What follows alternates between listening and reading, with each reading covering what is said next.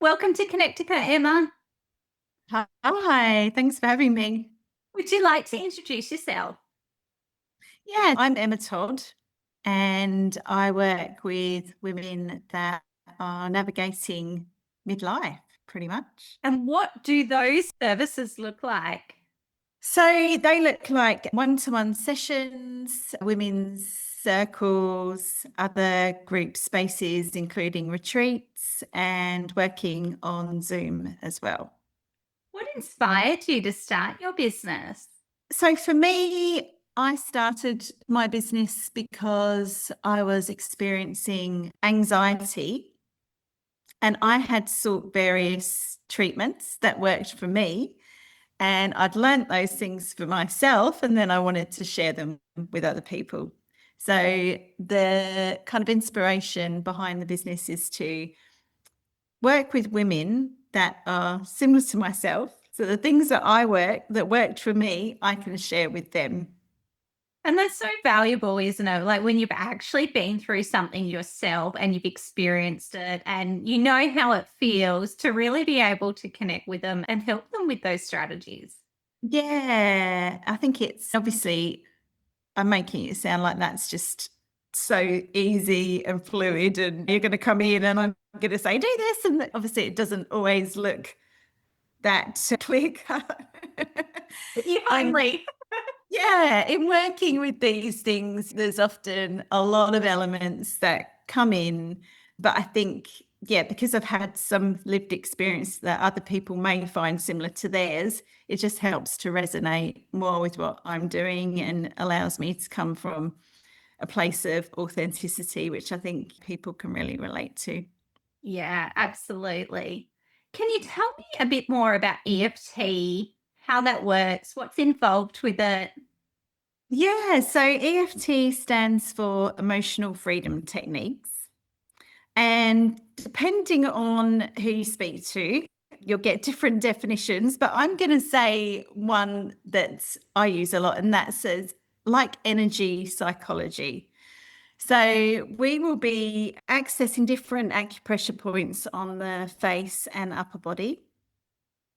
And you'll be simulating those points to bring some calm and also to help desensitize different things around the words that we're also going to bring in. So you're sitting with what's in the body, tapping on these points, saying some words, which I'm going to guide. The idea is that you'll be able to move things through the body energetically and let go of reframe perhaps some of those things like limiting beliefs, if you have phobias, if you have any addictions around food, or you notice at 5 o'clock every day when I'm really stressed and I get home from work, I'm just scoffing a packet of biscuits.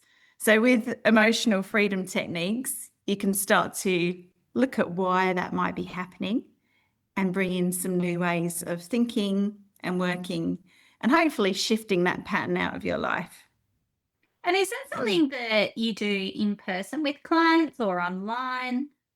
Yeah, so you can do that in person, but really I prefer to do it online. There's a couple of reasons for that because it's accessible anywhere, which means that if you want to do an appointment at 7:30 at night when everything's settled in the house in your pajamas, we can still do that.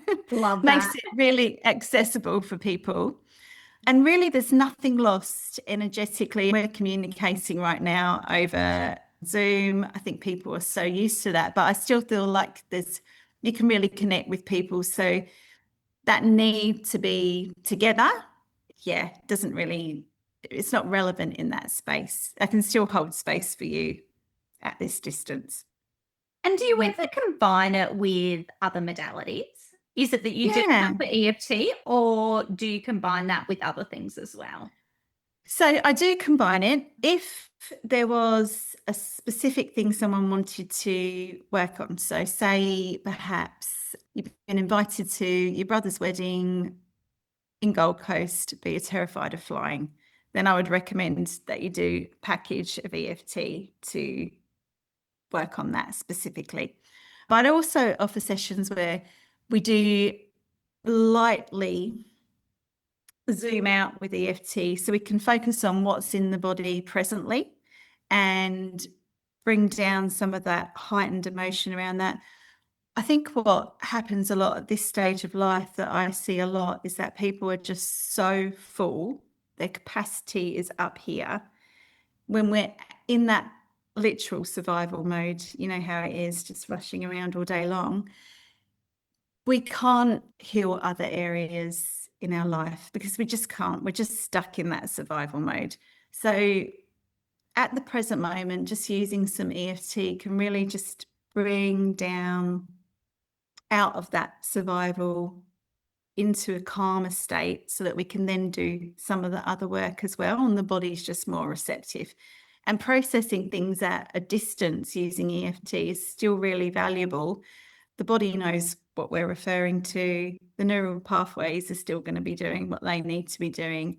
And combined with something more gentle like Reiki or another practice that I use, facial emotional therapy, which is again is another energy modality, that combination is really lovely. So you finish up just feeling, just calm and steady and able to go on.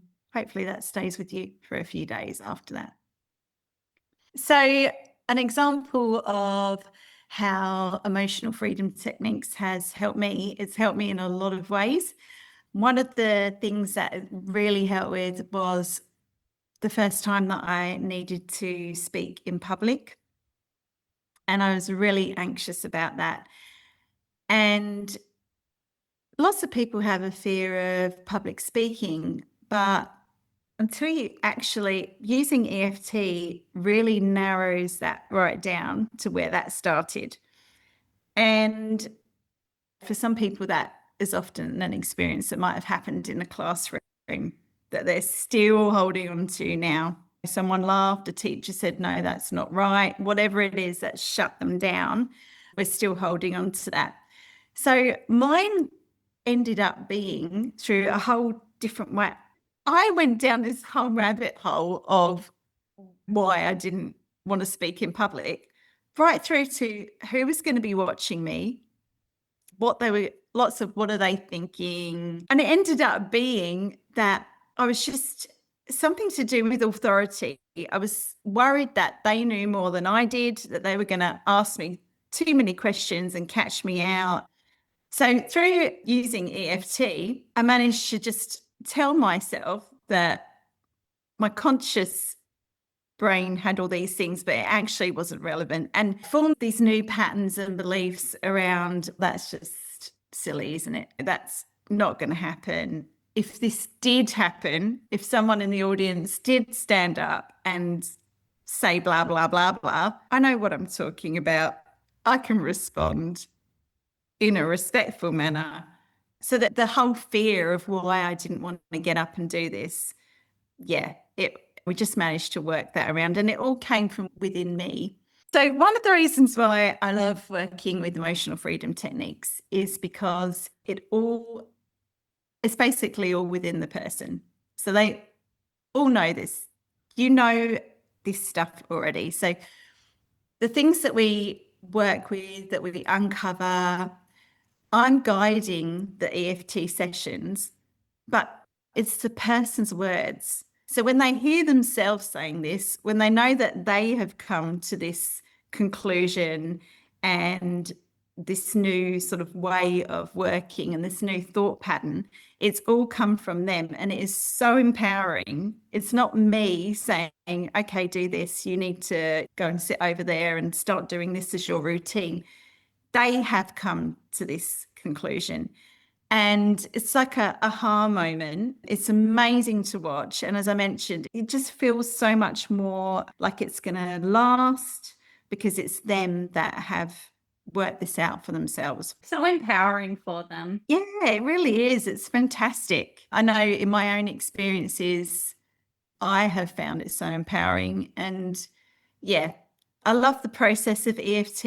It's like peeling off onion layers. It's not always obvious where it's going to go. You might start here and end up over here somewhere. A lot of the things we still carrying in our bodies, people just aren't realizing that it's related to this. It's like following little breadcrumbs, but it's all very much co-created. So I'm only working at the pace that the person wants to work on. It's not, we have to go here, you have to do this. It's collaborative. And that's another reason why I love it, because it can be really gentle. When the person's ready to go somewhere, that's when we'll take that next step. Can you tell me more about the facial emotional therapy that you do?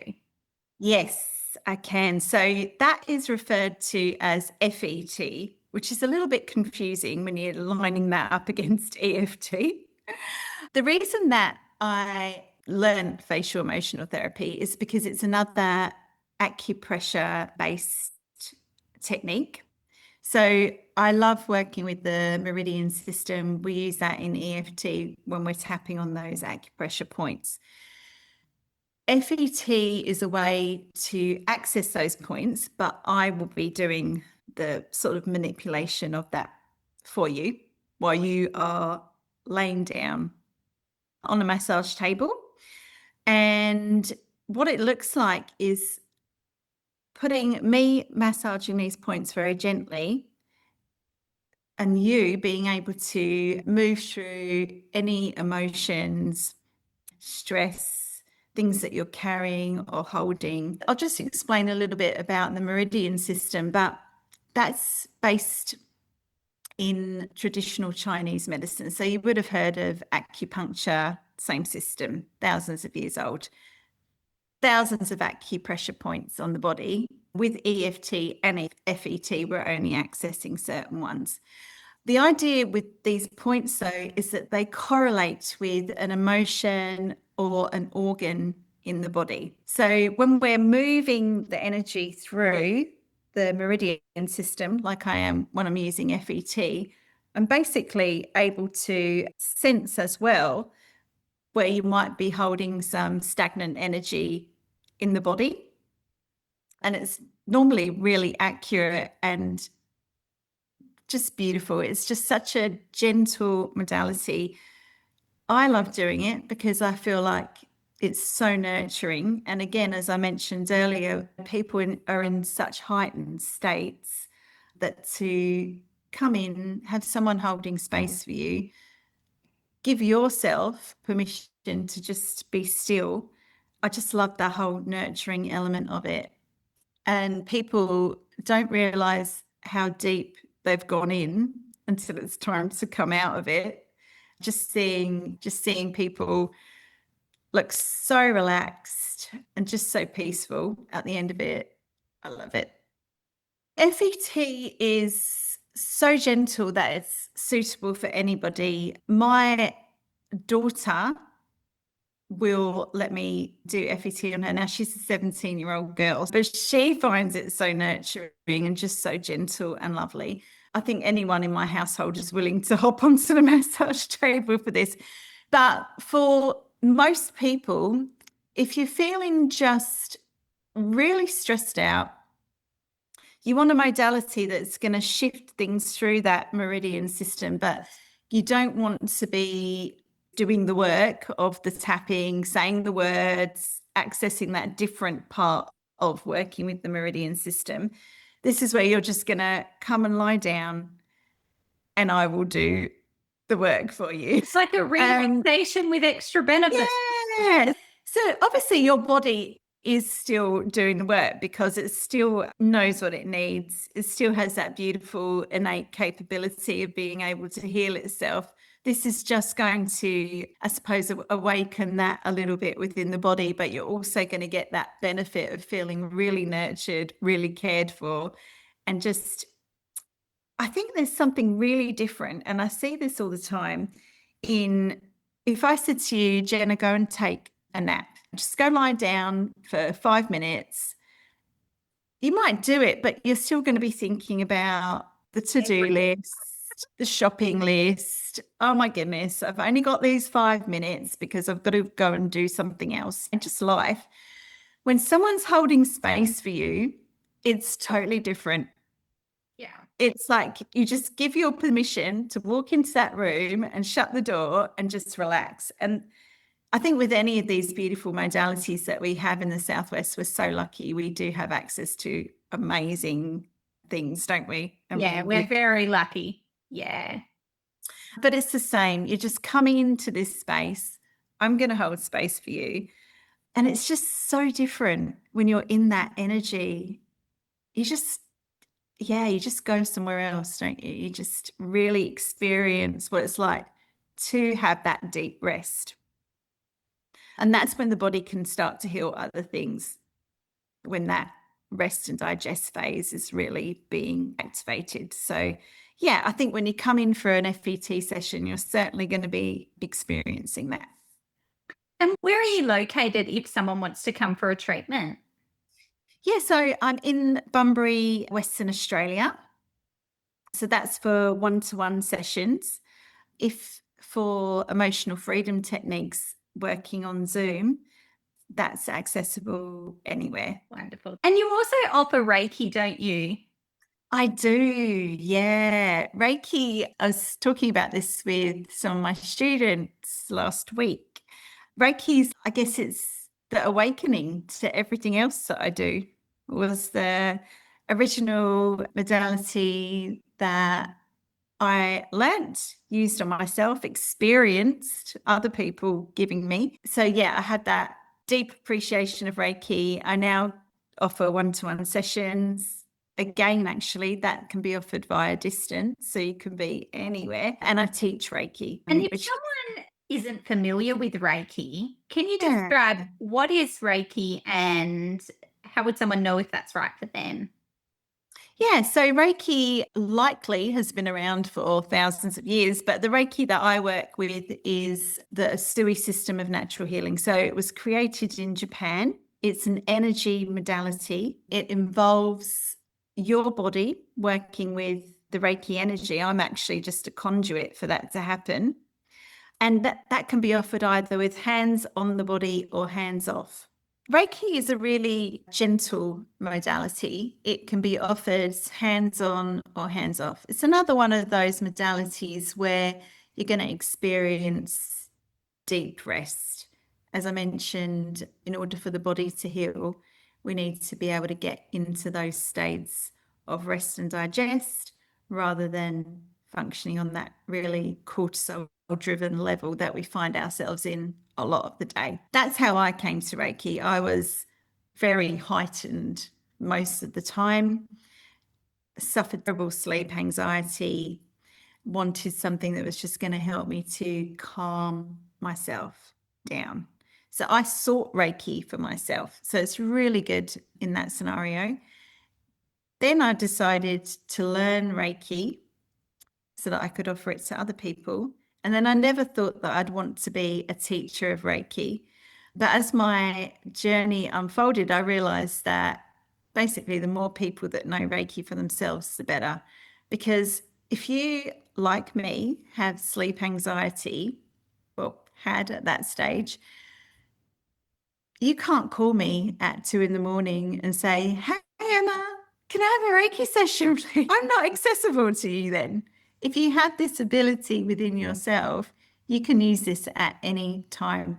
That's pretty much the core reason why I wanted to learn to teach Reiki, so that we can be able to give you that. Again, it's very empowering. You can help yourself. You have the tools to do that. You can access it any time of day. The benefit to that as well is that you can also use it with your own family, with your pets, with your plants even. I go out and Reiki my seedlings in the garden. Oh, wow. The trees Reiki. Like, I'm just Reiki and everything. It's such a valuable tool, though, isn't it? Yeah, it is. It is. The other thing is, as I mentioned, I have teenage children. I've known Reiki for some time, but they will come to me for Reiki.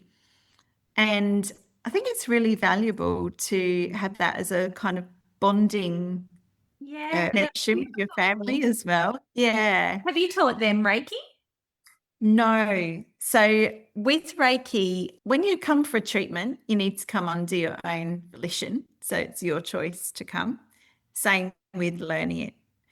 I So anyone that's 14 plus, I would consider teaching, but it would have to be them saying, I want to learn this. Reiki is with you for the rest of your life, but they need to come of their own free will. My daughter is on the cusp. I'm just patiently waiting, but one of my dreams would be to be able to attune my children to Reiki. Yeah, that would amazing. feel, yeah, fill my heart. So when Yes. someone decides that they want to learn Reiki, is that done in person or is that something that you do online? Yeah, so I offer all my teachings, particularly the attunement. It's people do attune online. For me, I prefer to do that one to one. I also think that the more you progress with your Reiki journey, if you get to level 2, I actually think that there's some requirements by insurance companies that you do actually need to be attuned in person. So don't quote me on that, but I think that's also something that comes in then as well. So for Reiki level 1, I have put some of my teachings online. So all the theory stuff I have online, and then we connect in person to do the attunements and the practice and cement that learning in a more practical way.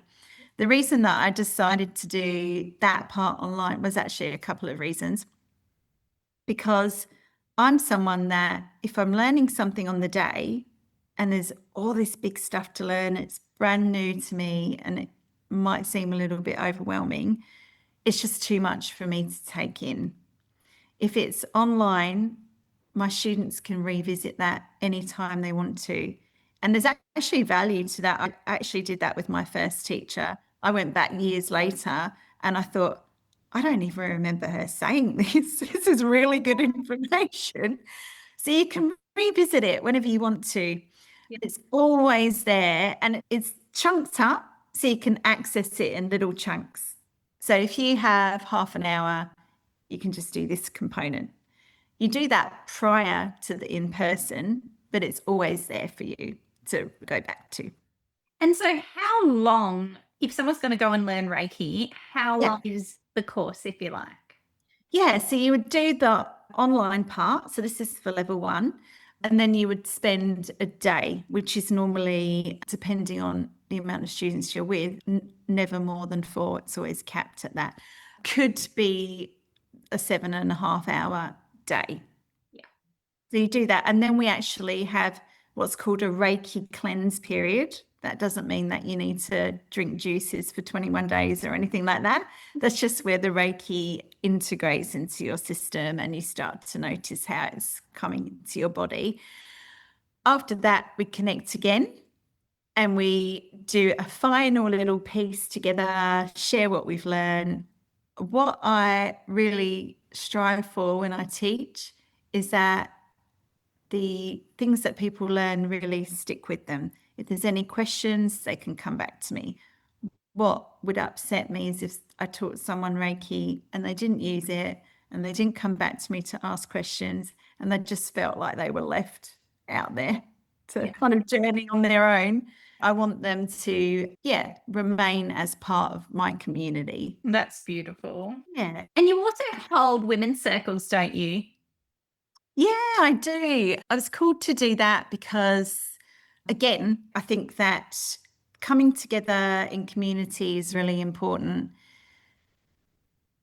Part of, I think it's actually a very healing experience when we're feeling connected, when we know that we're not on our own, that some of the things that we're experiencing at this stage in our lives, other people are too.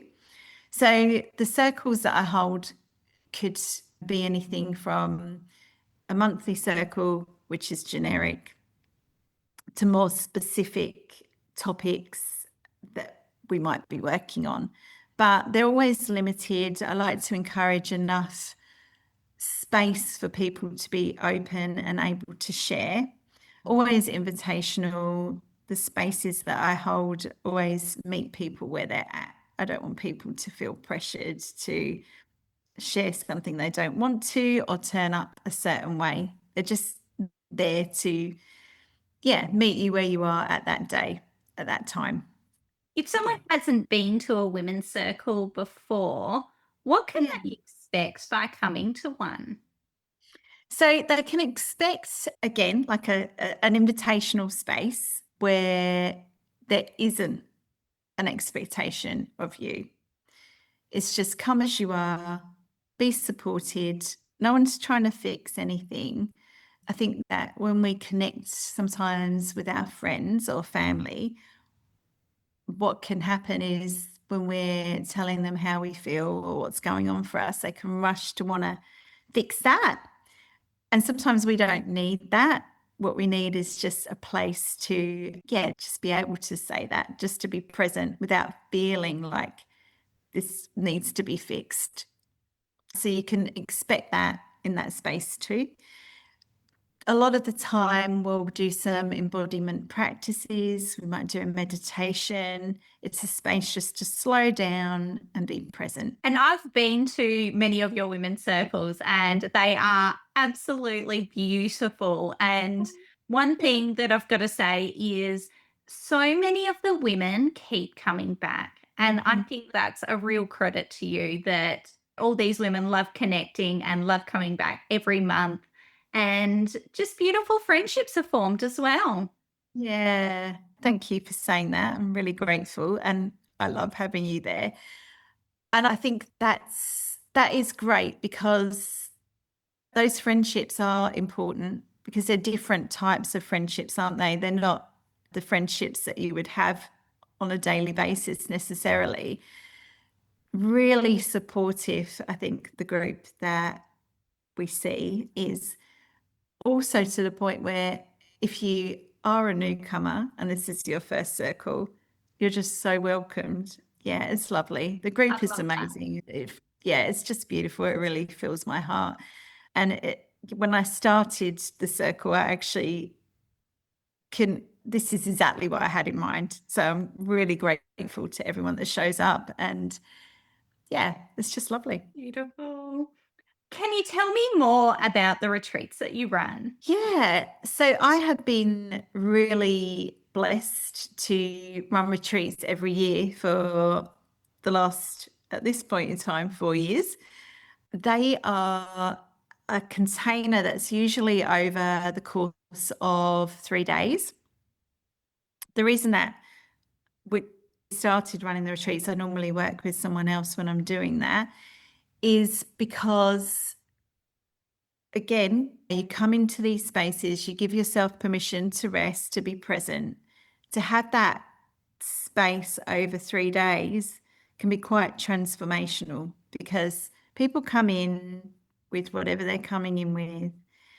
Slowly over those few days, they can begin to really rest, really trust that they're being held, really be present what's coming up for them and start to let that go. So over the course of a few days, the work becomes deeper. I'm calling it work, but it's not really that. What we try to encourage again is just those spaces of rest, relaxation, a variety of different workshops, different spaces, allowing plenty of time for the participants to come and get what they need. So, again, everything's invitational. If you miss something because you've gone to sleep for 6 hours, fine. That's what your body needed at that time. So, we're going to honor that. Yes, space to do things. What we don't want to do is have this whole big routine of 0600 doing this, 0700 boot camp. It's got to be space, got to be a good blend of these are the activities you're invited to. This is time for you to rest and relax, have a Reiki session, come to a sound healing, go for a walk on the beach.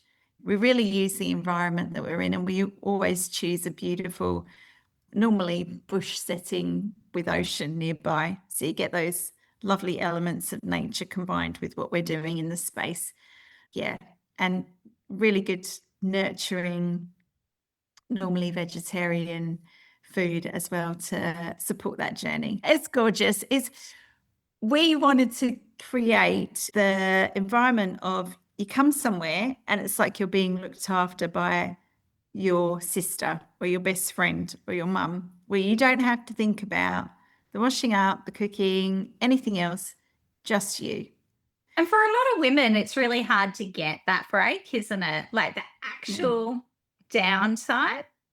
It really is. And also talking about the connection that we were talking about earlier, to come into a space with other women where we're all supporting each other for that amount of time. And lots of families live away from each other.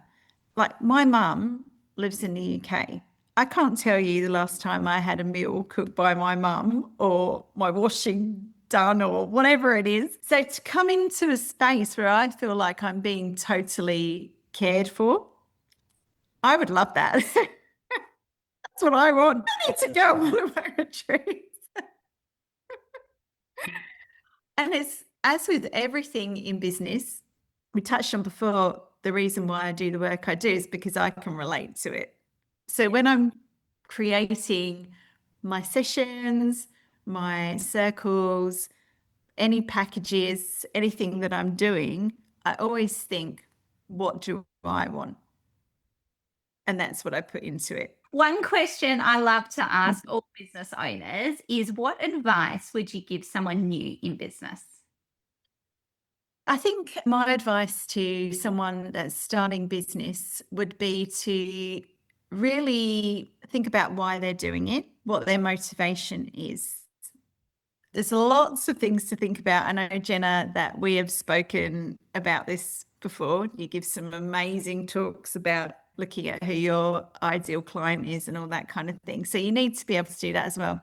So look at why you're doing it, and also be prepared that it might not take off the way you want it to immediately. So keep the faith, keep going, keep your passion alive, which kind of goes into why you're doing it in the first place. And don't give up. If it's something that you really want to do, if you're really passionate about it, just keep going.